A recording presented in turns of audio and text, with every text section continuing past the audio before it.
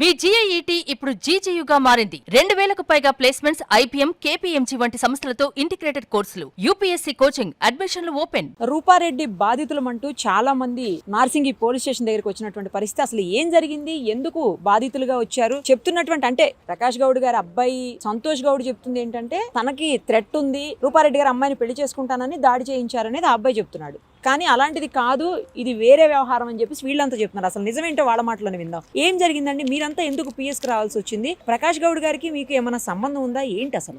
మాకు అసలు ఎమ్మెల్యే గారు ప్రకాష్ గౌడ్ అని మాత్రం వరకే తెలుసు, అంతవరకే. కానీ రూపారెడ్డి అనేది మాకు ఫ్రెండ్. ఈ అజయ్ కుమార్ అని ప్రో హెల్త్ అతను పరిచయం చేశాడు నాకు ఒక 5 years బ్యాక్.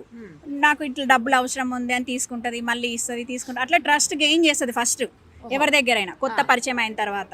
పాలిటిక్స్ అంటది, రియల్ ఎస్టేట్ అంటది, బ్రోకరింగ్, సంథింగ్ ఏదో ఒకటి.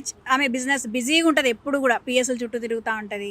సో అట్లా అట్లా సెటిల్మెంట్లకి ఏదైనా గొడవ వచ్చింది అనుకోండి, ఆమెకు పెద్ద పేరుంది, నేను డబ్బులు ఒక అమ్మాయి దగ్గర ఏదో సెటిల్మెంట్ చేసి డబ్బులు తీసుకుంది.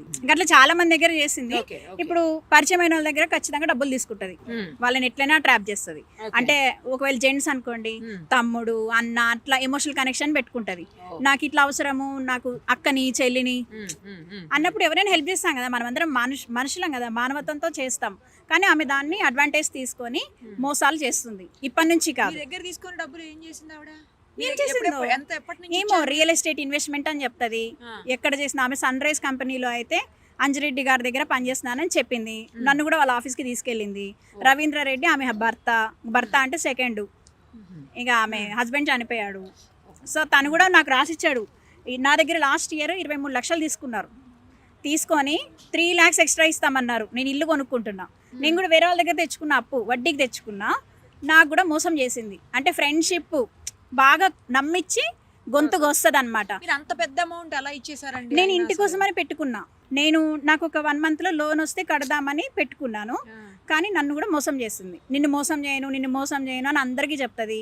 ఇంకొకటి, నువ్వు నాకు డబ్బులు ఇవ్వాలి, అట్లా నువ్వు బయట చెప్తే నీ డబ్బులు ఇవ్వను, నువ్వు ఇంకొకరి దగ్గర చెప్తే అట్లా బ్లాక్ మెయిలింగ్ చేస్తుంది. అంటే మీకు ఏమైనా ఎవిడెన్స్ ఉంటుందా ఆమె డబ్బులు తీసుకున్నట్టు? అన్ని ఆన్లైన్ ట్రాన్స్ఫర్ నేను చేసింది ఆమెకి. రాధికాని ఆమెకి కొట్టిపించింది కొంత అమౌంట్. రాధికాకి ఈమెకి ట్రాన్సాక్షన్స్ నడుస్తాయి. రాధికాని ఆమె దీంట్లో గ్రే హౌండ్స్లోనే దీంట్లో జాబ్ చేస్తుంది. ఆమెకే కొట్టాను నేను డబ్బులు కొడుతున్నానని చెప్పేసి. అండ్ నేను డబ్బులు ఇచ్చేదాకా రవీంద్ర, రూప మా ఇంట్లోంచి కదలలేదు. నేను సూసైడ్ చేసుకొని చచ్చిపోతా, నువ్వు ఇకపోతే నా లైఫ్ అండ్ డెత్ ప్రాబ్లం ఇది అని ఒక ½ day ఏడ్చి నా దగ్గర డబ్బులు తీసుకున్నారు. దాని దగ్గర అన్ని ఎవిడెన్స్లు మా దగ్గర కూడా ఉన్నాయి. బయట చెప్తే డబ్బులు ఇవ్వము, ఇదే గేమ్ ఆడుతుంది. ఇంకొకటి, ఇప్పుడు ఈ డబ్బులు తీసుకున్న దానికి ఎమ్మెల్యే దానికి మాకు సంబంధం ఏముంటుందండి? ఇప్పుడు ఆమె పెళ్లి చేసుకుంటే చేసుకోవచ్చు, అప్పులు కట్టుకోవాలి కదా. అల్లుడు కడతాడని చెప్పి కొంతమందికి చెప్తుందంట ఇంటికి వచ్చిన వాళ్ళకి. అల్లుడు ఎందుకు కడతాడు? పెళ్ళి అయిపోతుంది, ఎమ్మెల్యే డబ్బులు ఇస్తాడు. మేము నా అల్లుడు కాబోయే ఎమ్మెల్యే, 2 స్టేట్ల సీఎంలు పెళ్ళికి వస్తారు, అట్లా అందరినీ మభ్య పెడతా ఉంటుంది. వచ్చిన వాళ్ళందరినీ అట్లా జోలబాడ్డం అనమాట. నువ్వు చెప్పొద్దు, నీకు ఇస్తా, ఫస్ట్ నీకే ఇస్తా, కానీ అందరినీ మాట్లాడుకోనియదు. ఇక్కడ అసలు విషయం ఏంటంటే, ఎవరైతే రాలేదో వాళ్ళకి చెప్తున్నా నేను, మీ డబ్బులు అయితే రావు, అది ఎక్కడో దాచుకుంది, అది పోగొట్టే మనిషి అయితే కాదు. అదైతే ఐఎమ్ షూర్ అబౌట్ హర్. ఇంకా ఎంగేజ్మెంట్ గురించి అంటే మాకు ఫొటోస్ చూసాక తెలిసింది. ఇప్పుడు ఈ ఎంగేజ్మెంట్ని కూడా అడ్డం పెట్టుకొని 2 పార్టీలకి చిచ్చు పెడుతోంది, బీఆర్ఎస్కి, కాంగ్రెస్కి.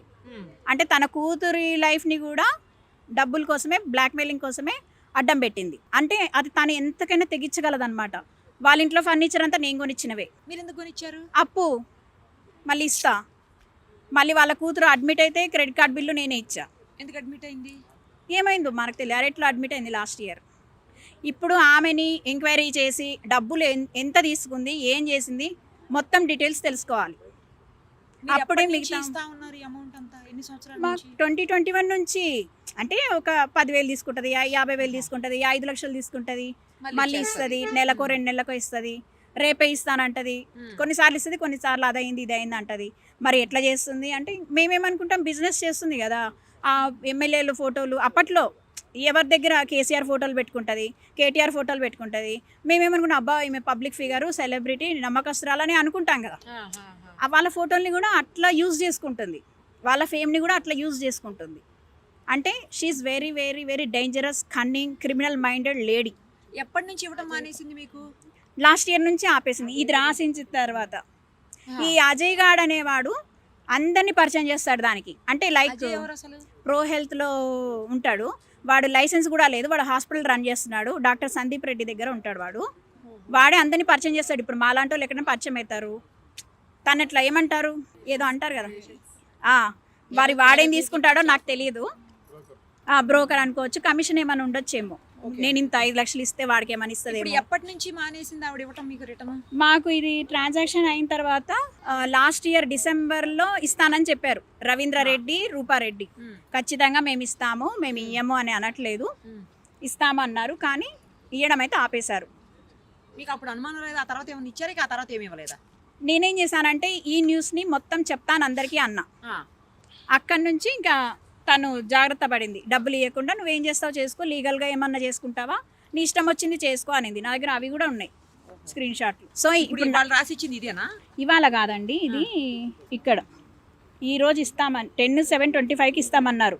28/6/25లో తీసుకున్నారు 23 లక్షలు. ఇది జి రాజేశ్వరి, నేను Y Roopa, Ravindra Reddy and MTV కూడా నా దగ్గర ఉన్నాయి. ప్రామిసరీ నోట్స్లు ఉన్నాయి. అండ్ ఒకటి నేనేం చెప్పదలుచుకున్నానంటే అట్లా చాలా మంది ఇన్నోసెంట్ పీపుల్ని మోసం చేస్తుంది. ఎవరికైనా ఆశ చూపిస్తే ఇప్పుడు వీళ్ళందరూ కూడా మరి చిన్న చిన్న అమౌంట్స్లోనే సంతోషాన్ని చూస్తారు. కాబట్టి పీపుల్ వీక్నెస్ని ఆమె అడ్వాంటేజ్ చేసుకొని, నేను ఇది ఫినాన్స్ బిజినెస్ అంటే ఫ్రెండ్షిప్లో ఇస్తూ ఉంటా.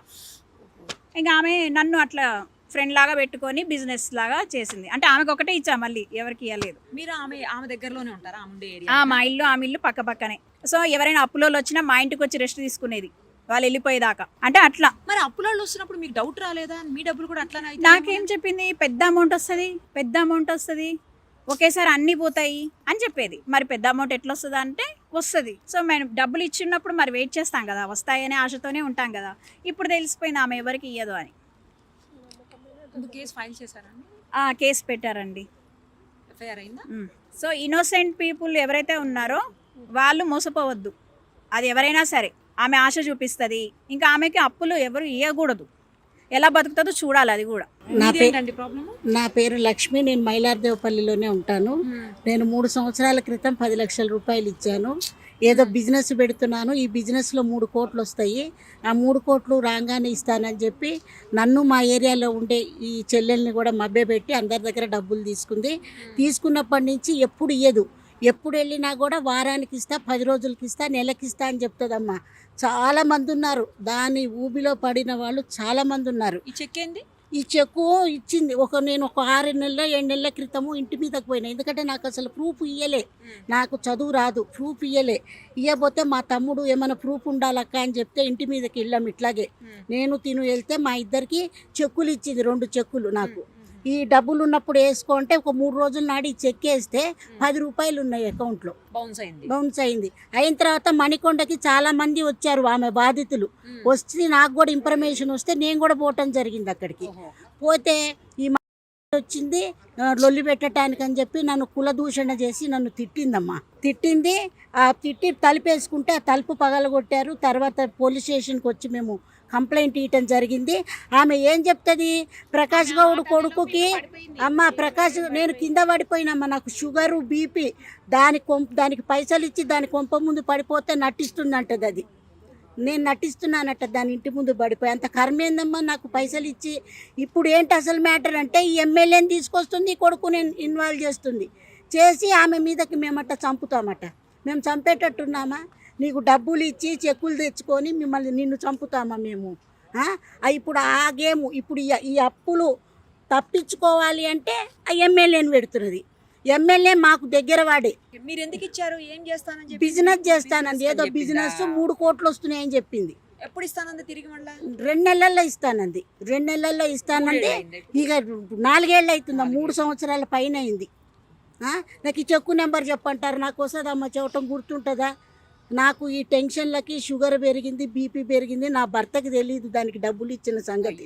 ఇవాళ టీవీలో చూసి మా ఆయన కూడా తిట్టిండు నన్ను, దానికి ఎందుకు డబ్బులు ఇచ్చినావని. ఇప్పుడైనా ఎమ్మెల్యేని అడ్డం పెడుతుంది. ఇటు నాకు ఫ్రెండ్ సర్కిల్ ఉంది, నేను కూడా పొలిటికల్ బీఆర్ఎస్ ఉద్యమ నాయకురాలి. నేను ఈమె కూడా బీఆర్ఎస్ఏ కదా, అట్లా పరిచయం. ఇప్పుడు నాకు ఫ్రెండ్ సర్కిల్ ఉంటారు కదా, ఒకరి దగ్గర 2 లక్షలు, ఒకరి దగ్గర 3 లక్షలు అట్లా తెచ్చి ఇచ్చిన ఆపదంటే ఇప్పుడు ఏం చేస్తుంది? ఈ కథ అంతా ఎక్కడ చుట్టిస్తుంది? మేము వాళ్ళ కొడుకు వాళ్ళ అల్లుడిని ఏమో చేస్తామని మేమెందుకు చేస్తామమ్మా? అంత పెద్ద ఎమ్మెల్యే ఆయన చూసుకుంటాడు, మమ్మల్ని ఎందుకు చెప్తాడు? మాకెందుకు చెప్తాడు? అసలు ఈ అప్పులకి ఎమ్మెల్యేకి ఆ ఎమ్మెల్యే కొడుకు మాకు అసలు సంబంధం లేదు. ఆ ఎమ్మెల్యే కొడుకుని నిన్ననే చూసా నేను. నాకు ఆ అబ్బాయి ముఖం కూడా తెలియదు నాకు. ఎమ్మెల్యే గారు నాకు పరిచయితుడే. నేను బీఆర్ఎస్ పార్టీ ఆఫీస్లో కూడా ఈమె పైసలు ఇవ్వాలని 1 సంవత్సరం క్రితం చెప్పా. ఉద్యమ నాయకుడు సబితా మేడంకి చెప్పిన. అక్క కూడా పాపం మాట్లాడదాంలే లక్ష్మి అంది. ప్రకాష్ గౌడ్ దగ్గరికి కూడా పోయినా. అన్న నాకు డబ్బులు ఇవ్వాలన్నా అంటే నీ ఇష్టం అక్క, నాకు చెప్పించినావా నాకు తెలియదు అన్నాడు ఆయన. ఇప్పుడు ఏం చేస్తుంది? ఇదంతా తిప్పి ఆ అల్లుడి మీద పెడుతున్నది. చంపటానికి వచ్చారు, మేము చంపుతామట ఆమెని. ఈ అప్పులన్నీ ఎగ్గొట్టడానికి ఆడే నాటకం. ప్రకాష్ గౌడ్కి ఆ అల్లుడికి మాకు ఎటువంటి సంబంధం లేదు.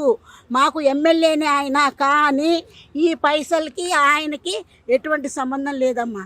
మీరేం సమస్య? నమస్తే అండి, నాది కూడా డబ్బుల సమస్యనే. గత 4 సంవత్సరాల క్రితము నేను డబ్బులు ఇవ్వడం జరిగింది. 20 లక్షల రూపాయలు ఇవ్వడం జరిగింది. నాకు ఏదో బార్ కోడ్లలో బిజినెస్ వస్తుంది, సెట్ అవుతాము, అందులో బాగా డబ్బులు వస్తాయి, అందరము సెట్ అవుతాము, నాకు లాభం వస్తే నేను కూడా మీకు ఇచ్చేస్తానని చెప్పి నన్ను మోసం చేయడం జరిగింది. ఆ డబ్బులు కూడా నా సొంత డబ్బులు కావు, నా స్తోమతకు మించి నేను తప్పు చేశానని చెప్పి నేను గత 2 సంవత్సరాల నుంచి 3 సంవత్సరాల నుంచి నా శిక్ష నేను అనుభవిస్తున్నా. ఎందుకంటే నాకు కూడా ఫ్యామిలీ ఉంది, భర్త ఉన్నాడు, పిల్లలు ఉన్నారు, ఇల్లు ఉంది. మైలార్దేవపల్లి వినాయక్ నగర్ కాలనీలో ఉంటా నేను. నన్ను మోసం చేసి నన్ను ఇట్లా నట్టెట్లా ముంచింది. అసలు మీకు ఎట్లా తెలుసు ఆవిడ? నాకు ఈ అక్కడ మైలార్దేవపల్లికి వస్తుండే, ఎమ్మెల్యే దగ్గరికి వస్తుండే, ఆఫీస్ దగ్గరికి వచ్చినప్పుడు మా ఇంటి ముందులో రామాంజనేయులు అనే అబ్బాయి ఉంటాడు, ఆ అబ్బాయి ద్వారా పరిచయం అయింది. అక్కడికి వస్తున్నప్పుడు, ఆఫీస్ కాడికి వస్తున్నప్పుడు నేను తనతో ఎప్పుడు మాట్లాడలే, తను కూడా నా దగ్గర ఎప్పుడు మాట్లాడలే. కానీ ఆ అబ్బాయి ఇల్లు మా ఇల్లు ఒకటే దగ్గర ఉంటుంది. అక్క మంచిది, బిజినెస్ చేస్తుంది అక్క, మనకు యూజ్ అవుతుంది చూడని చెప్పి తీసుకొచ్చి నా ఇంట్లో పరిచయం చేసిండు, నా ఇంటికి తీసుకొచ్చిండు, నా ఇంట్లో కూర్చున్నది, తిన్నది. మా అమ్మ ఉండే ఆ రోజు నిన్న మేము డబ్బుల కోసం అని చెప్పి వెళ్ళినప్పుడు మా అమ్మనే ప్రశ్నిస్తుంది నువ్వెవరు అని.